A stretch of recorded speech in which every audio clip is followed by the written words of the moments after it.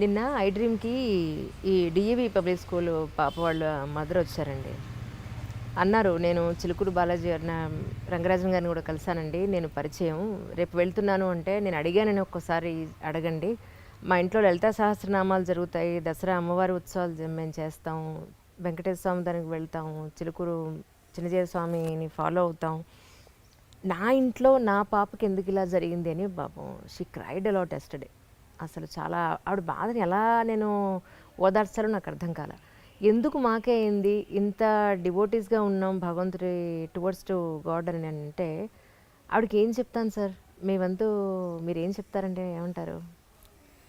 దీనికి సమాధానం ద్రౌపది ప్రవర్తనలోనే ఉంది. సార్.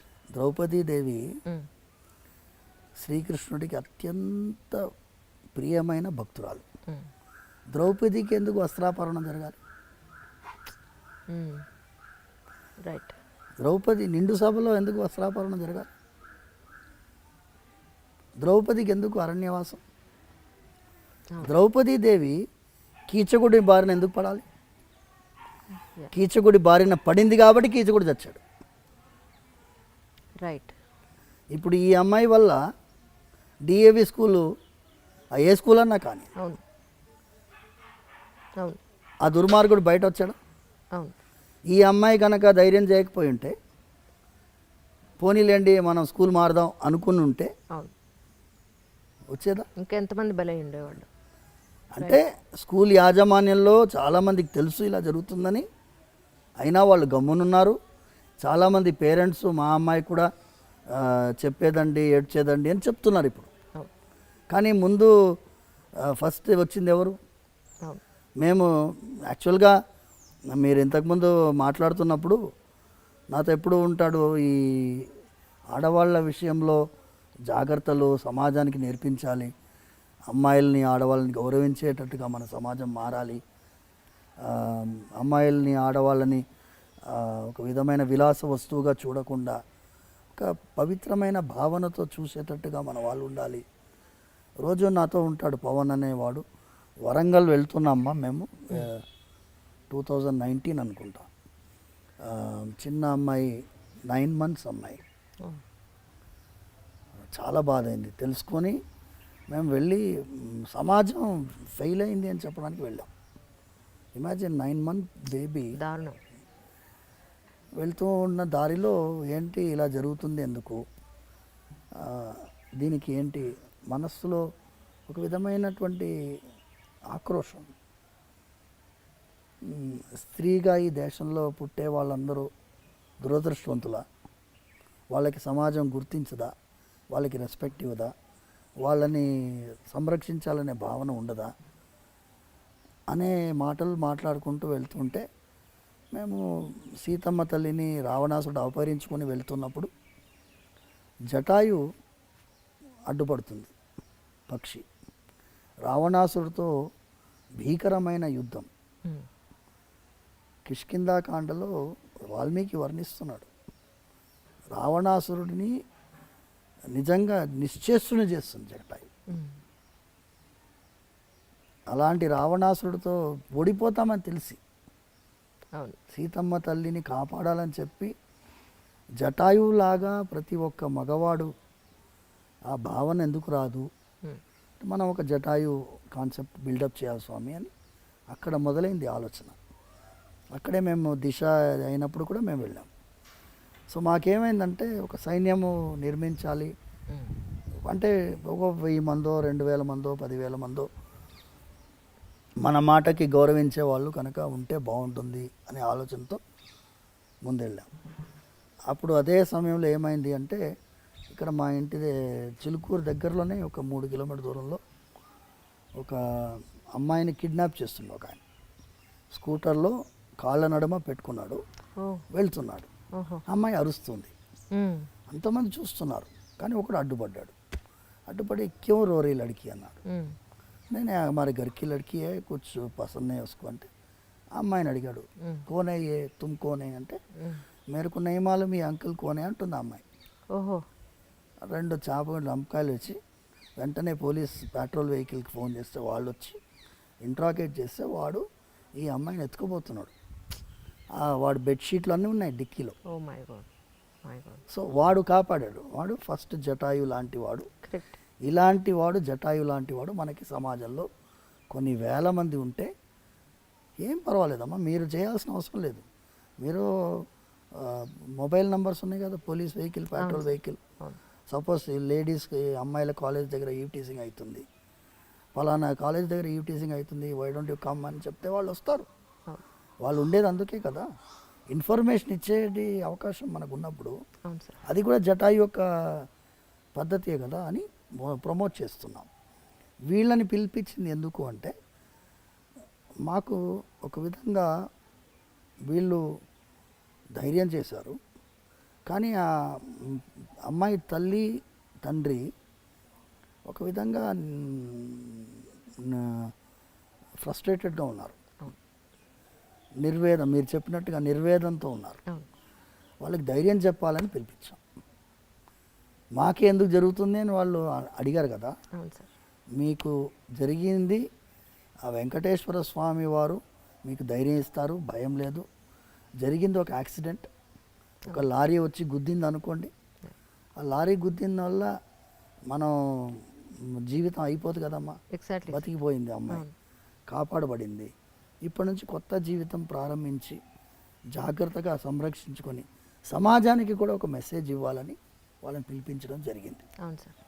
మూడవది ఏమి ఆలోచన ఉండింది అంటే, ఈ దేశంలో చట్టాలు బోలెడని ఉన్నాయి, కానీ అన్నిటికీ కూడా పోలీస్ యంత్రాంగమే ఇంప్లిమెంట్ చేయాలి, జ్యుడిషియరీయే పనిష్మెంట్ ఇవ్వాలి, కానీ ప్రివెంటివ్ మెకానిజం లేదు. There is a need for a preventive mechanism. Correct. Preventive mechanism ఎలా వస్తుంది? చిన్నపిల్లల్ని హ్యాండిల్ చేసేవాళ్ళు, స్కూల్స్ కానీ కాలేజెస్ కానీ, టీనేజర్స్ని, వల్నరబుల్ సెక్షన్ వీళ్ళు, వాళ్ళకి తెలియదు ఏం జరుగుతుందనే తెలియనటువంటి ఆ సమాజంలో మనం ఒక సిస్టమ్ ఇన్ ప్లేస్ ఉండాలి. యూకేలో స్టాట్యూటరీ ప్రొటెక్షన్ ఉంది, statutory protection against abuse of the girl child. దాదాపు 193 pages document. Okay. Statutory provisions మన దేశంలో ఎందుకు పెట్టలేమమ్మా? ఇప్పుడు కాలేజెస్లో, స్కూల్స్లో there is a need. Actually మీరు ఫీజుకి ఏం తక్కువ లేదు కదా. అవును సార్, లక్షల్లోనే ఉంది. మీరు ఏసీ రూమ్ పెట్టారు కదా. అవును, మీరు ఏసీ రూమ్ పెట్టారు, మీరు వాతావరణం చల్లగా ఉంచాలని చూస్తున్నారు. నేను సురక్షితమైన వాతావరణం పెట్టాలని నేను అంటున్నాను. అవును. You add one more standard where there is going to be a counsellor and there is going to be an audit. ఈ స్కూల్లో ఎలా ఉంది, ఈ వాతావరణం ఎలా ఉంది, పేరెంట్సే ఉండాలి అందులో. అవును సార్. బయట వాళ్ళు ఉండకూడదు. మీ పేరెంట్స్లోంచి మీరు ఆడిట్ మెంబర్స్ పెట్టుకోండి, ఒక 10 మెంబర్ కమిటీయో 11 మెంబర్ కమిటీయో పెట్టుకొని వాళ్ళు every year they have to audit how the school is doing in the name of protection of the girl child or boys. ఇప్పుడు మగపిల్లలకు కూడా అవకాశం ఉంది చాలా. అవును సార్. వేధించే వాళ్ళు ఉన్నారు, అబ్సల్యూట్లీ భయంకరంగా వేధించే వాళ్ళు ఉన్నారు. ఎందుకంటే వాళ్ళకు ఆడలేదు మగాలేదు తేడా. వరల్డ్ వైడ్ ట్రెండ్ పోయిందమ్మా, భయంకరంగా ఉంది.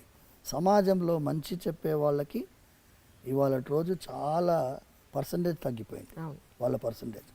నిన్న అమావాస్య రోజు ఎక్కడో క్షుద్ర పూజలు జరిగి శ్మశానంలో ఒక అబ్బాయిని 22 ఏళ్ళు 23 ఏళ్ళు ఉన్నట, కుకట్పల్లి శ్మశానంలో అబ్బాయిని చంపేసి అక్కడే కాల్ చేశారు వాళ్ళు. పక్కన ఆ క్షుద్ర పూజకు సంబంధించిన వస్తు సామాగ్రి అంతా అక్కడే ఉందిట. సో అబ్బాయికి కూడా సెక్యూరిటీ లేదని అనిపించింది నాకు. ఒక్కొక్క రకంగా ఒక్కొక్కళ్ళకి అదే ఈ ప్రాబ్లం ఏంటంటే అమ్మా, సమాజంలో దిగజారుడుతనం పెరుగుతుంది. దిగజారుడుతనం పెరుగుతున్నప్పుడు సమాజంలో మంచి మార్గం చెప్పడానికి చాలామంది ప్రయత్నిస్తున్నాం, కానీ మా పర్సంటేజ్ చాలా తక్కువ. మీలాంటి వాళ్ళు ఇది తీసుకువెళ్తున్నారు, దీనివల్ల కొంచెమన్నా ప్రయోజనం వస్తుందని మేము ఆలోచిస్తున్నాం. అవును సార్, అవును సార్. సరే, ఈ మధ్య నేను కంచి వెళ్ళాను. అక్కడ అమ్మవారికి కొన్ని పూజలు అవి జరుగుతున్నాయి, దాని కవరేజ్ కోసం వెళ్ళాం. ఎక్కడెక్కడి నుంచో కొన్ని వందలాది మంది పురోహితులు వచ్చారు, అందరూ యంగ్స్టర్స్. నేను అన్నాను సరదాగా, ఏమండి మీకు పెళ్ళి అయిందా అని అడిగాను. మమ్మల్ని ఎవరు చేసుకుంటున్నారండి, పురోహితులను ఎవరు చేసుకోవడానికి అమ్మాయిలు ముందు రావట్లేదు, దీని మీద మనం ఒక టాక్ చేయాలండి అన్నారు. They are from Guntur actually. తప్పకుండానండి, నేను ముందైతే ఈ ఇంటర్వ్యూ చేస్తాను, అప్పుడు అడుగుతాను స్వామిని, అడిగిన తర్వాత అప్పుడు మీ దగ్గరికి వస్తాను తప్పకుండానే. నిజానికి అమ్మాయిలు పురోహితుల్ని పెళ్లి చేసుకోవడానికి అంటే ఈ మడి ఆచారాలకి, ఆచార వ్యవహారాలకి భయపడిపోతున్నారా, లేకపోతే ఈ లైఫ్ వద్దనుకుంటున్నారా, మోడర్న్గానే ఉండాలనుకుంటున్నారా? మీరు ఎలాంటి యూత్ని చూస్తున్నారు సార్? యాక్చువల్లీ నిజంగా ఇబ్బంది అవుతుందంటారా ఇది పురోహితులు? Dil Se with Anjali, Dil Se with Rangarajan. చాలా నిజంగానమ్మా, యు ఆర్ టచ్ ది. ఇది అర్చకుల్ని మాత్రమే కాదమ్మా. సార్ ఆ, నేను మీ అందరికీ ఒక విషయం చెప్పాలి. మనం చేసినటువంటి కొన్ని విషయాల్లో తప్పిదాలు ఉన్నాయి. మోడర్న్ అంటాం. మోడర్న్ అంటే ఏంటి? మోడర్న్ అంటే ఏంటి? మీకు ఏం చెప్తే ఏమో తప్పు అని నాకు భయం. మోడర్న్ అంటే మీ మీ యొక్క వ్యక్తిత్వాన్ని, అస్తిత్వాన్ని, మీ పరంపరని, మీ విలువల్ని ఇవన్నీ వదిలేసేయడం మోడర్నిటీయా? దీనికి ఏం విలువలు లేవా? మన దేశం ఏంటి అమ్మా? త్యాగానికి ప్రతిరూపమైన దేశం. శ్రీరాముని మన ఆదర్శంగా ఎందుకు భావిస్తాం? త్యాగం చేశారు కాబట్టి. శ్రీరాముడు ఏం తక్కువ కాదు, ఆయన కంటే ఎక్కువ భరతుడు. భరతుడు శ్రీరాముడు 14 సంవత్సరాలు అరణ్యవాసం ఉండాలి, అవును సార్. వాళ్ళ తండ్రి ఆజ్ఞ. కానీ భరతుడికి కాదు కదా. అవును. కానీ భరతుడు రాజ్యం వెళ్ళాడా? వెళ్ళలేదు. భరతుడు ఏం చేశాడు? భరతుడు 14 సంవత్సరాలు శ్రీరాముడు ఎలా నార వస్త్రాలు ధరించారో, ఎలా జటాజూటుడుగా ఉండినాడో, ఆయన నందిగ్రామంలో ఉన్నాడు. సింహాసనం కూడా ఎక్కలేదు. శ్రీరాముల వారి పాదుకల్ని సింహాసనం పైన పెట్టి 14 సంవత్సరాలు పాదుకా రాజ్యం ఉండింది. ఆయన కంటే గొప్పవాడు శత్రుఘ్నుడు. ఓకే. చాలామంది శత్రుఘ్నుడి యొక్క పాత్ర తెలియదు. లక్ష్మణుడికి సొంత తమ్ముడు శత్రుఘ్నుడు. నేను చిలుకూరులో అడుగుతూనే ఉంటాను, లక్ష్మణుడు తల్లి పేరు ఏంటి అని అడిగితే, ఒకసారి ఇలా భక్తులు ఎంత విలువలు తెలుసుకుంటున్నారు చిన్నపిల్లలు అని తెలిస్తే జనరల్ క్వశ్చన్స్ ఉంటాయి. ఇప్పుడు ప్రదక్షిణాలు స్టార్ట్ అయిన తర్వాత మళ్ళీ స్టార్ట్ అవుతుంది వైవా. ఒక పిల్లవాడిని అడిగితే వాడు అనుష్క అని చెప్పాడు. అంటే లక్ష్మణుడు తల్లి పేరు తెలియనటువంటి సమాజం మనం తయారు చేస్తాం. అవును. శ్రీరాముడితో లక్ష్మణుడు వెళ్ళాడు, భరతుడితో శత్రుఘ్నుడు ఉన్నాడు. ఇద్దరికీ తల్లి సుమిత్రాదేవి. శత్రుఘ్నుడు ఏం చేశాడు? శ్రీరాముడికి సేవ చేసేటటువంటి భరతుడికి సేవ చేశాడు. ఆ సేవ చేసేటటువంటి ఒక గుణం ఉంది చూసారమ్మా, ఇది మన భారతదేశంలో ముఖ్యమైనటువంటి గుణం. ఈ గుణము ఇప్పుడు భార్యని సేవకురాలని కాకుండా శత్రుఘ్నుడి పాత్రలో గుర్తిస్తున్నాం మనం. ఇప్పుడు ఫెమినిజం వాళ్ళందరూ ఏమిటో, మేము సేవకులం కాదు, మేము ఈక్వల్ కదా. మీరు ధర్మశాస్త్రంలో ఉండే విలువలు చూడండి, ఆడవాళ్ళకి ఎంత విలువ ఇస్తుంది.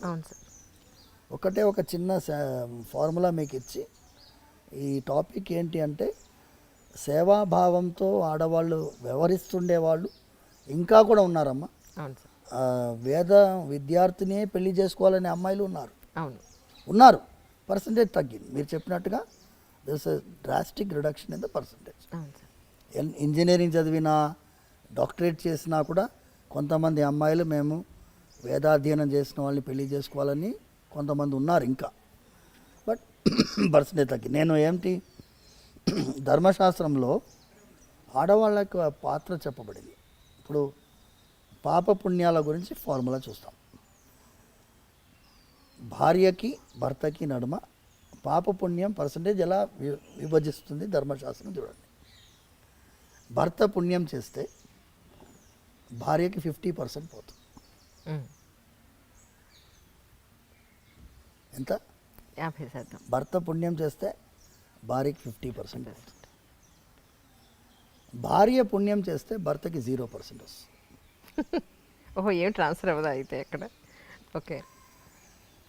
భార్య పాపం చేస్తే భర్తకి 50% వస్తుంది. ఓహో, పుణ్యంలోనే రాదు, పాపంలో వస్తుందన్నమాట. ఓకే. పాపంలో 50% వస్తుంది భర్తకి. అయితే భర్త పాపం చేస్తే భార్యకి 0%.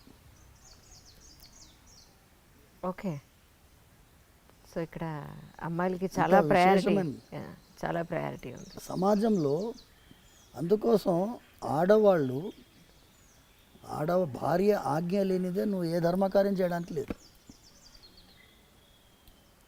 ఇప్పుడు యత్కించిత్ యథోక్తమపి దక్షిణామపి స్వీకృత్య అని అవును. చెప్తుంది. మేము చేతిలో తాంబూలంలో దక్షిణ పెట్టుకుంటాం. ఉమ్. భార్య దాని మీద ప్రోక్షించాలి. అవును, అవును. ప్రోక్షించిన తర్వాతనే అది ఆయనకి, అంటే వాళ్ళకి అధికారం అంత ఉందమ్మా. ఇది చెప్పేటటువంటి వాళ్ళు లేరు. మోడర్నిటీ అనే కాన్సెప్ట్లో పోయి వదిలేసుకుంటున్నాం. మీకేంటి హార్లీ డేవిడ్సన్ బైక్లో పోయే మొగుడు కావాలనా? నేను అడుగుతాను, అదే సార్. హార్లీ డేవిడ్సన్ బైక్లో పోయే మొగుడు కావాలా? ఏ దుర్గుణాలు లేకుండా ఒక విలువ గల జీవితం జీవించే మొగుడు కావాలా? ఎందుకంటే రుక్మిణీదేవి శ్రీకృష్ణ పరమాత్మకి లెటర్ రాస్తుంది, లవ్ లెటర్ తెలుసు కదా మీకు. ఇప్పుడు ఏమనుకుంటున్నారు, ఈ లవ్ అనేది ప్రేమ పావురాలు ఈ సినిమాలన్నీ వచ్చినప్పుడు సార్ ప్రేమ మనకి నేర్పించి బ్రిటిష్ వాడు, లేకపోతే అక్బర్, ఆ కాలంలోనే ప్రేమ పుట్టింది ఈ దేశంలో అనుకుంటున్నారు. అవును. రుక్మిణీదేవి శ్రీకృష్ణుడికి లవ్ లెటర్ రాస్తుంది ఓకే. ఎన్ని వేల సంవత్సరాల ముందు. స్టార్టింగ్ అది చాలా పెద్ద లవ్ లెటర్. అందులో మొదటి సెంటెన్స్ చెబుతాను. సార్ శ్రుత్వా గుణాన్ భువన సుందర శృణ్వతాం తే. శ్లోకం మొదటి లైన్ శ్రుత్వా గుణాన్. నేను అప్పుడంతా ఫేస్బుక్ లేవుగా, అవును. అప్పుడు భారత్ మ్యాట్రిమోనీ లేదు కదా, అప్పుడు ఫొటోస్ చూసే అవకాశం లేదు కదా. రుక్మిణీదేవి అంటుంది, స్వామి నీ యొక్క గుణాల గురించి విన్నాను. ఉమ్. శ్రుత్వా గుణాన్, నువ్వు భువన సుందర శృణ్వతాంతే, నువ్వు అందంగా ఉంటావని కూడా విన్నాను. Okay. So she is giving top priority the character. అవును. ఇక్కడ నేను వివాహాని కోసము చాలాసార్లు కొంతమంది జిజ్ఞాసతో వస్తారు. స్వామి మా అమ్మాయి వాళ్ళని రిజెక్ట్ చేస్తుంది, వీళ్ళని రిజెక్ట్ చేస్తుంది అంటే నేను అమ్మాయిని పిలుస్తాను. నేను అంటానమ్మా, నువ్వు వాడు పొట్టిగా ఉన్నాడు, కొంచెం కలర్ తక్కువ ఉన్నాడు, లేకపోతే బట్టతల వచ్చిందను. బట్టతల అనేది సహజం అయిపోయింది. అవును, అవును. 26 ఇయర్స్కే బట్టతల వస్తుంది. పడతలుస్తున్నాను. ఈ కారణాల వల్ల నువ్వు రిజెక్ట్ చేస్తున్నావు. కానీ ఒక్కసారి టెంపరీ ఐటమ్స్ మీద నువ్వు కాన్సన్ట్రేట్ చేస్తున్నావు. పర్మనెంట్ ఐటమ్ వాడి క్యారెక్టర్. కరెక్ట్. ఆ క్యారెక్టర్ చూసే క్వాలిటీ నీలో ఉండదు. క్యారెక్టర్ చూసే క్వాలిటీ మీ తల్లిదండ్రుల్లో వాళ్ళ బంధువుల్లో ఉంటుంది. అవును. ముందంతా ఏం చేసేవాళ్ళమ్మా, పిల్లనిచ్చడానికి ఇవ్వడానికి ముందు బంధువులు వెళ్ళేవాళ్ళు వాళ్ళ ఇంటికి. అవును. అర్లీ మార్నింగ్ వెళ్ళేవారు, 6 o'clock 6:30కి వెళ్ళేవారు. ఓకే. వెళ్ళేస్తే ఏమండి ఇలాగే వచ్చాం, ఇటు పోతున్నాం వచ్చాం అంటారు. పిల్లవాడు వస్తాడు, ఇప్పుడు తాగుపోతున్నాను హ్యాంగ్ ఓవర్లో వస్తాడుగా, అవును. తెలిసిపోతుంది. నిజం. మంచి చెడు తెలుసుకోవాలంటే అందుకే వెళ్ళాలంటారు, ఇంటికి వెళ్ళి చూడాలంటారు. చూసి గుణం చూసి అమ్మాయిని ఇచ్చేటటువంటి వాళ్ళు అంత జాగ్రత్త పడుతున్నప్పుడు అవును. ఇప్పుడు ఏమైపోయింది, ఎప్పుడైతే ఈ ఆన్లైన్లో వెబ్సైట్లు వచ్చాయో మనకి అవకాశం లేకుండా పోయింది. అవును. మీరు చాలాసార్లు నేను మీ ఇంటర్వ్యూస్లో కూడా చూశాను, భార్యాభర్తల నడుమ ఒక విధమైన ఆర్గ్యుమెంట్స్ని హ్యాండిల్ చేసే కెపాసిటీ కూడా పోయింది. అవును. చాలా సున్నితమైన అంశం. నేను కొత్తగా పెళ్ళైన దంపతులు వస్తే నేను వాళ్ళిద్దరికీ దండలు మార్పించి వాళ్ళకి చెప్తాను, వివాహం మీరు అన్యోన్యంగా ఉండాలి, ధనధాన్య సమృద్ధితో ఉండాలి, పుత్ర పౌత్రాభివృద్ధి ఉండాలి, వీక్లీ 15 minutes ఆర్గ్యుమెంట్ కూడా ఉండాలని చెప్పి. కరెక్ట్. 15 minutes పెట్టుకోండి ఆర్గ్యుమెంట్ టైం. 15 minutesలో మీరు ఏమేమి ఆర్గ్యూ చేయాలో చేసుకోండి. 15 minutes అయిపోయాయి, 16th minute అలా మోగాలి, అయిపోయింది.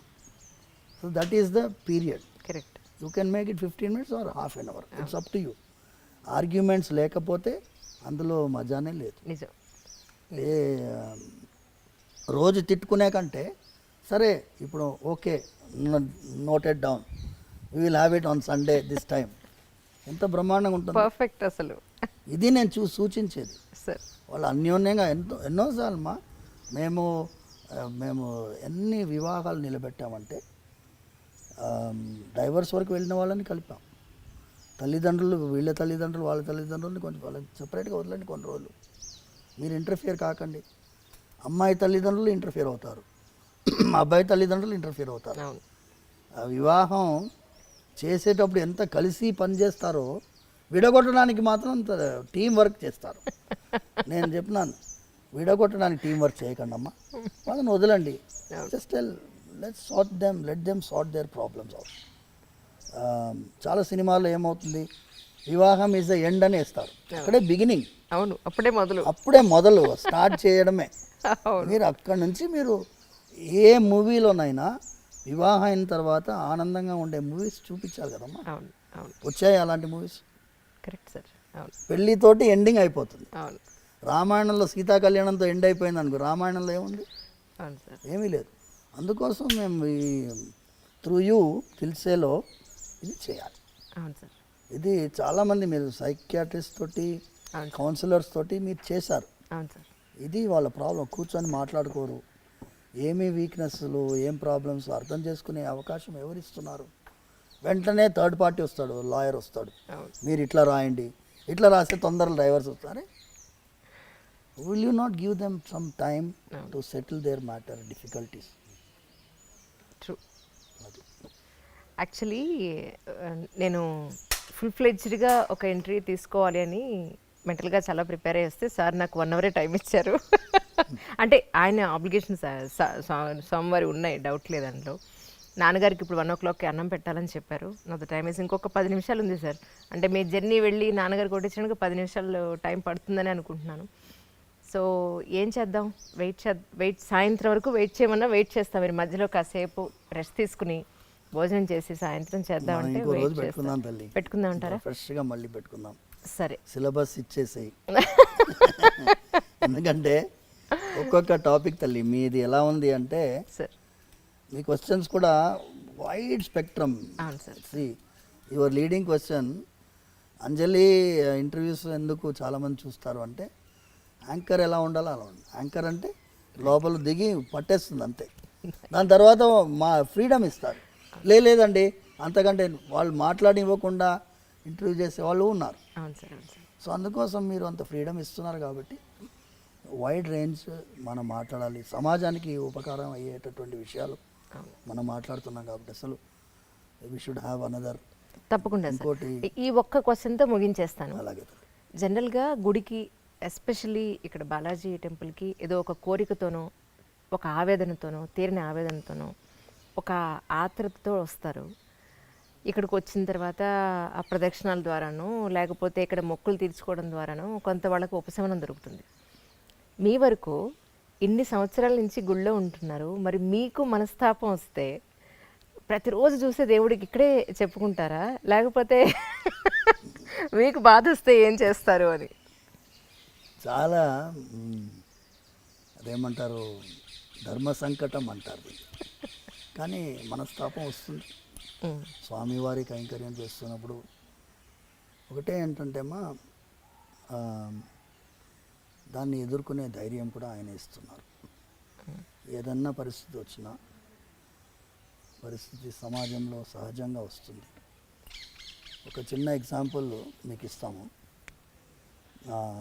ఇబ్బంది తెల్లవారుజామున మేము ముందు ఒక 5-6 సంవత్సరాలకు ముందు 5 అంబర్పేటలో మా ఇల్లు, భార్య పిల్లలు అక్కడ ఉంటున్నారు. అక్కడి నుంచి ఎర్లీ మార్నింగ్ 4:30కి బయలుదేరి వస్తున్నాం. 7-8 years బ్యాక్ ఎగ్జాక్ట్లీ. తెల్లవారుజామున వస్తుంటే ఇక్కడ నుంచి మృగవనికి ఇంకా ముందు పోలీస్ అకాడమీ నుంచి రైట్ తీసుకోవాలి. అక్కడ వెహికల్లో స్మోక్ వచ్చేసి పొగలు వచ్చాయి. వచ్చేసేసి వెహికల్ ఆగిపోయింది. నేను ఏమైంది వెహికల్ ఆగిపోయింది అని చూసి డాష్ బోర్డ్ ఇది చూస్తే మొత్తం పొగలు. నేను ఆ టైంలో ఎవరు వస్తారు? ఇమాజిన్ 4:45. చాలా కష్టం. ఇప్పుడు ఏంటి, నేనే మీ స్వామివారి కైంకర్యానికి బయలుదేరాను. అప్పుడు ఈ ఓలాలు ఓబెర్లు లేవు. అయితే స్వామి ఇంకా మీ అభిషేకానికి మేము రావాలి శుక్రవారం. అయితే 10 minutesలో ఒక ఆయన 2-wheelerలో పోతున్నాడు. వచ్చి ఆపాడు. ఆపి ఏమైంది అని అడుగుతున్నాడు. నాన్న ఈ వెహికల్లో పొగలు వచ్చినాయి బాబు. అలాగా టూల్ కిట్ ఉందా బండిలో అన్నాడు. తప్పకుండా ఉంది వెనకాల. ఆయన అదన్ బాగానే తిప్పాడు. వెనకాల టూల్ కిట్ ఓపెన్ చేశాడు. ఓపెన్ చేసి ఏమన్నాడంటే బ్యాటరీ వైర్ కాలిపోయింది. ఓహో, మీకు ఇప్పుడు బ్యాటరీ వైర్ దొరకదు. అది ఎలా చెప్తున్నావు అంటే, నేను మెకానిక్ అండి, మా అత్తగారింటికి పోతున్నాను.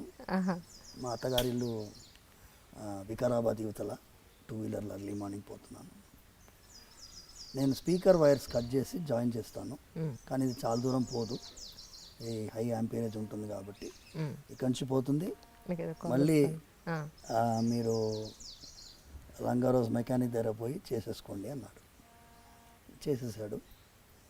అయితే మెయిన్ ఐటమ్ ఏంటంటమ్మా, ఇది స్వామివారి కార్యమని భావించి ఆయన అనుకున్నాడు కాబట్టి ఆయన పైన భారం వేస్తే ఆయన ఎవరినో ఏర్పాటు చేస్తాడు. ఆ మెకానిక్ ఆ టైంలో రావడం ఏంటి, మేము ఆ టైంలో ఆయన ఆపడం ఏంటి?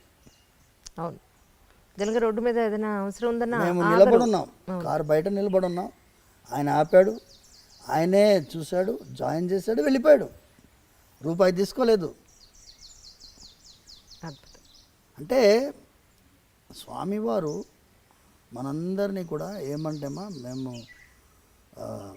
చాలాసార్లు స్వామివారి ఆరాధన అయిన తర్వాత ఆయనకి ప్రతిరోజు క్షమాపణ చెప్తాం. స్వామి మంత్రహీనం క్రియాహీనం భక్తిహీనం యదర్చనం తత్సర్వం క్షమ్యతాం దేవ దీనం మాం ఆత్మసాత్ కురు. నేను దీనుణ్ణి, మంత్రలోపం ఉండొచ్చు, తంత్రలోపం ఉండొచ్చు, భక్తిలోపం ఉండొచ్చు, వేరే ఏదో ఉండొచ్చు. మీరు చిన్న పిల్లవాడిని ఎలా క్షమిస్తారో అలా నన్ను భావించి క్షమించాలి. సో స్వామివారి దగ్గర ఆ అఫెక్షన్ తోటి, ఆ ఫీలింగ్ తోటి చేస్తే ఆయనతోటి నివేదించుకుంటాం. మా మనసులో మాటలు ఆయనకు తెలియకుండా ఉంటాయమ్మా. ఏం చేస్తున్నామయ్యా ఇది అనే ఫీలింగ్ ఎప్పుడు రాలేదు నాకు. ఇప్పుడు 22 years అయిపోయింది స్వామివారి సేవలో ప్రత్యక్షంగా రావడం.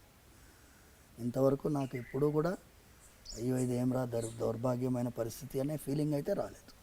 కానీ మీరు చెప్పినట్టుగా ఈ చిన్న చిన్న ఇబ్బందులు జరుగుతాయి, పెద్ద ఇబ్బందులు కూడా జరుగుతాయి. పెద్ద ఇబ్బందులు జరిగినప్పుడు మళ్ళీ ఆయన దగ్గరే వేడుకుంటాం. దీనికి మీరే సమాధానం వెతకాలి, మీరే సంతోషంగా మీరు. ఎందుకంటే మేము దేవాదాయ చట్టాన్ని ఎదిరించి పోరాడినటువంటి దేవాలయం చిలుకూరు బాలాజీ టెంపుల్. అవును, స్వామివారు ఇప్పుడు మీరు అడిగారు చూడండి, అర్చకులకి ఎందుకు అమ్మాయిలను ఇవ్వడం లేదు అంటే, ఒక త్రిశంకు స్వర్గంలో అర్చకుడి వ్యవస్థని తీసుకొచ్చినటువంటిది ఈ చట్టాలు. వాటికి అర్థం కాదు, చట్టసభలకు అర్థం కావు, న్యాయస్థానాలకు అర్థం కావు. So it is purely devotion and spirit of devotion. భక్తి అందరికీ అర్థం కాదు. వాళ్ళు ఏమనుకుంటారు, జీతం కోసం అర్చకుడు పనిచేయటం, జీతం కోసం చేయడమే లేదు. ఇందులో ఎంత త్యాగం ఉంది చేసేవాడికి తెలుస్తుంది. ఎంత త్యాగం ఉంది అంటే, వాళ్ళు మీరు చెప్పారు చూడండి, మోడర్న్గా ఉండాలనుకుంటారు అమ్మాయిలు, ఆడవాళ్ళకి ఈ త్యాగ బుద్ధి అనేది ఉండడం అనేది కష్టం. మడి ఆచారాలు అంటే అసహ్యము చాలామందిలో ఉండొచ్చు కాక, కానీ ఒక్కసారి వాళ్ళకి అర్థం చేసుకుంటే స్వామి వారికి నచ్చినటువంటి పద్ధతిలో మనం ఉంటే అంతకంటే గొప్ప సేవ ఏముంటుందమ్మా. అవును సార్, అది నిజం. ప్రేక్షకులకి మధ్యలో ఇది అంతరాయం అనమాట. సో ఈ ఫస్ట్ ఎపిసోడ్ తర్వాత మిగతా ఎన్ని ఎపిసోడ్లకి మేము ఇక్కడ చిలుకూరు రావాలో అని అనుకుంటూ ఉన్నాను. నాన్నగారికి అన్నం పెట్టే టైం అయింది సార్. అవునమ్మా. దయించి కానివ్వండి అయితే మేము మళ్ళీ మీ దర్శనం చేసుకుంటాం. తప్పకుండా. తప్పకుండా ఈ ఎపిసోడ్ మళ్ళీ కంటిన్యూ అవుతుంది. కంటిన్యూ చేద్దాం. మీరు ఎప్పుడు ఫ్రీగా ఉన్నారో చెప్తే ఆ రోజు తప్పకుండా పెట్టుకుంటాం. తప్పకుండా అమ్మా. Sir thank you sir. నమస్కారం.